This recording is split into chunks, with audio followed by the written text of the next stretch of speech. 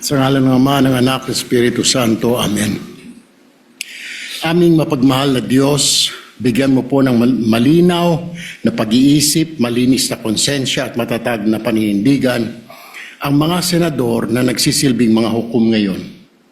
Naway maging patas at walang kinikilingan ang aming paghatol.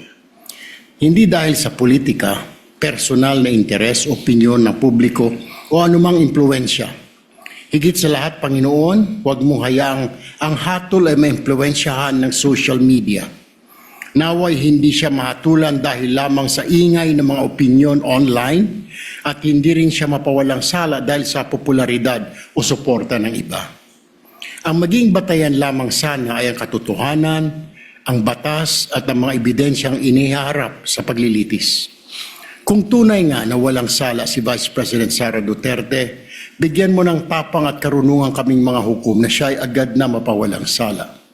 Ngunit, kung ang mga ebidensya ay malinaw, matibay at sapat upang patunayang siya ay nagkasala, bigyan mo rin kami ng katatagan na siya ay panagutin na naaayon sa batas.